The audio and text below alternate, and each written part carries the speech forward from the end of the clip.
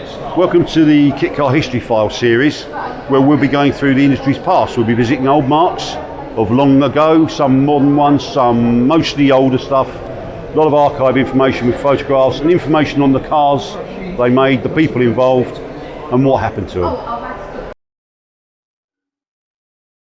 Welcome once again to another episode of the Total Kit Car History File series. My name's Steve Holt, editor of TKC Mag and TotalKitCar.com. And welcome to the Total Kit Car YouTube channel once again. Hope you've been enjoying the videos we've been putting out thus far. I'm not too sure, they don't appear in order, so I haven't got a clue when you'll be listening to this or in what order, or if at all you've heard any of our other videos. So it's all a bit sort of going in blind on that, but regardless of that, welcome. And let's get straight onto this this episode. This one's a request actually, and maybe I could say a multiple request if five requests is classed as multiple. But anyway, it's a company called Carlton Automotive, who were for several years a big player in the kit car scene from sort of, I think they founded something like 1982, but they really got going in sort of 83, 84, and they were around until maybe mid-90s. Although the star had burned itself out a good number of years before that. I guess the dawn of the 90s was where it really started to slow down for Carlton, but they made their mark on the industry. They're a well-regarded company, very good glass fiber producers, or laminators, I should say, for the technical term. Haven't done this one for a while, and forgive me if you've heard it in a recent video, but I mustn't assume that everybody listening to this video knows all about kit cars and knows all about the terms that we use.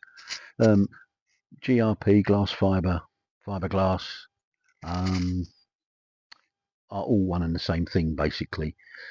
We tend to try not to use the term fiberglass out of respect for the trademark holder, but it's such an easy word to roll off the tongue, we do transgress. But I do try in print, in features and such like, to try and stick to glass fiber rather than fiberglass.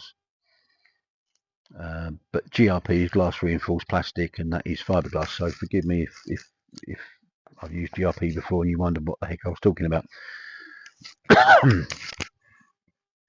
Anyway, Carlton were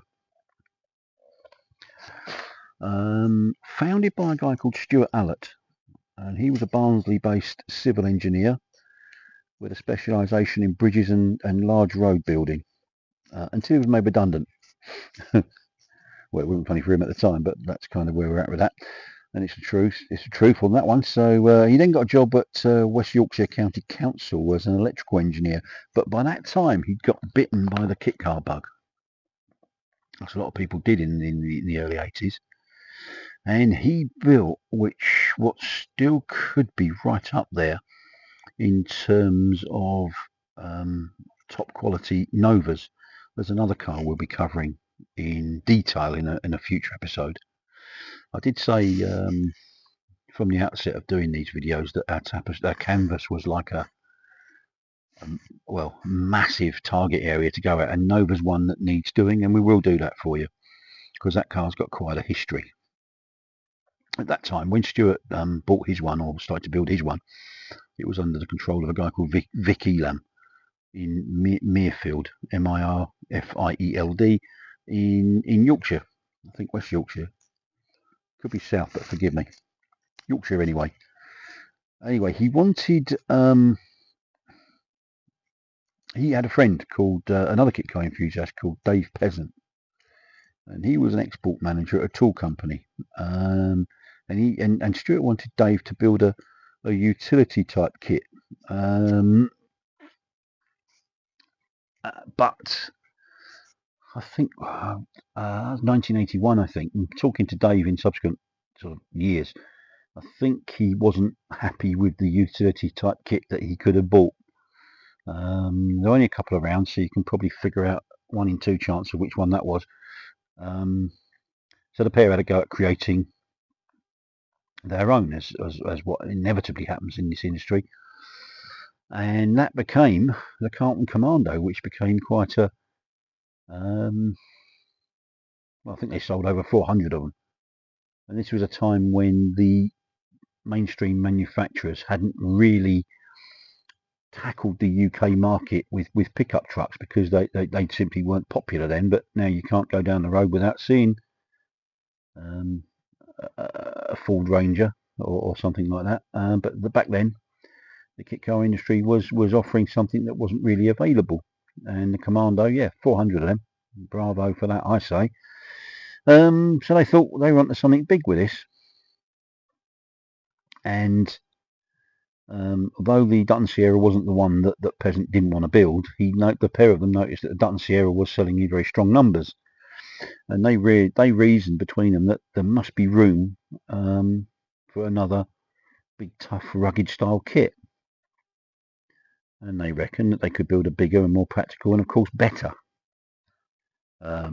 version themselves, and that's what they tried to do. And they set up in a 4,000 square foot workshop in the Royston district, I think, of Barnsley. And it was very popular from the moment they announced it in Kit Car magazine, I'm guessing, 1982, 83, 82, I think. They built a standard style demonstrator, but they also built themselves a pretty much a standout works delivery vehicle, which was a six-wheeled version with an articulated trailer, and they used that to deliver their kits with it in. And they reckon that caused not only a massive attention for themselves, but it brought them some really good publicity. It was signed, written, and everything, and yeah, did really well. And they went to shows. They had an RV type trailer fitted to the back of it, which they stayed in. It was like when they're making a TV drama and have all those little corral of canteen vehicles and stars dressing rooms on wheels and things. It was just like that. It certainly was the Carlton Circus, well and truly in town when Dave and Stuart arrived at a show. As I mentioned at the start, they became very well known for the quality of their GRP and employed a couple of laminators, highly skilled laminators, and they soon became sought after for the commercial glass fibre work. Really were one of the top companies as far as glass fibre was concerned. And indeed, Carlton Mouldings was a sub. Often they were called that anyway, but Carlton Mouldings technically was for their GRP division. I think they gained a contract with Bell Crash Helmets to produce the inner shells for the helmets, and they were churning those out like they were going out of fashion. And they also did an array of bolt-on GRP parts, like spoilers and racy-looking door mirrors, which obviously fitted other cars, not just their own. And even though they sold 400 Commandos, they never got anywhere near Tim Dutton's Sierra numbers. They were really big, but it just showed that the industry was very receptive, customers were very receptive to companies who were producing utility type kits. And of course, there were SUV type kits as well. So it just showed that the industry was filling that market before it became really popular with the mainstream. Commando was based on Cortina Mark 3 or 4 mechanicals. It also used the windscreen, and it had a massively strong steel tube ladder frame with the beefy and very thick. I think it was over 4 inches, 4.5 ounce layup of GRP. 9 ounces in areas of stress. I think that's massive and very beefy. I think the chassis must rank as one of the heaviest kit car chassis ever to be produced. I think it really was a rugged thing, but I guess it needed to be. Core of the Commando, other than the chassis, was the GRP centre tub, which had bolt-on front wings. Cortina doors were used but reskinned, And they offered various body options. They did the pickup, the flatbed, the infamous six-wheeler, and they could also offer Rover V8 fitments instead of four-cylinder full Pinto. And I always remember any parts that weren't sort of utilized from the donor car were supplied by Carlton Automotive. So it really was an early kit in a box, I suppose. And they allowed their customers to choose without any extra cost from, I think it was over 80 RAL gel coat colours. Now RAL, there's another one for people that are uninitiated in our game. I won't attempt to pronounce what that RAL stands for. It's a very, very, very long German word, which I honestly can't remember at this moment in time. And I'm not sure I'm capable of pronouncing it, to be quite truthful with you. But it's kind of the industry standard, or many industry standards for colour chart. So if someone says it's a RAL colour and a number, that's pretty industry standard. So if you wanted to, I suppose technically you could get a RAL number and you could have your car body matching a bath, a sink, a garden pond, like anything that was produced from, I guess, ABS. Even paint can be produced in RAL chart. Anything really, if you were so inclined. So that's what a RAL, if you hear the term RAL, means. There were other models as well. There was the Carlton Commando was overwhelming, number one. They also produced a two-seater, which I suppose was a cross between a Nissan 240Z and a Capri, and it was called the Carlton Carrera. It was definitely retained the full Cortina donor, very much a single donor vehicle in the true sense of the term. Another alert for people that aren't au fait with such things. Single donor vehicle is often, you might be aware of the word donor vehicle, where a kit would use a good number of parts from a donor vehicle. A single donor is basically uses everything from the vehicle, and that used to be a very, very popular term, SDV or single donor vehicle, in the kit car game. I guess the Mazda MX-5 would be the nearest to a single donor vehicle, donor car, shall we say, these days. But anyway, although the styling wasn't to everyone's taste, it was a sturdy and very capable car, the Carrera. Still highly prized by their owners to this day. And it shows the build quality, I think. A lot of them still survive, and they probably made the last one 30 years ago. And I'm doing this in 2024, by the way, so that's 1994. Must try not to time date these videos, because you could be listening to this in 2027, and you'll think, what's he talking about? 30 years? Probably made about 150 of them. They also got involved in a little thing called the MC Acer, which was a lovely little car. They kind of had acquired that. It'd been through a couple of hands.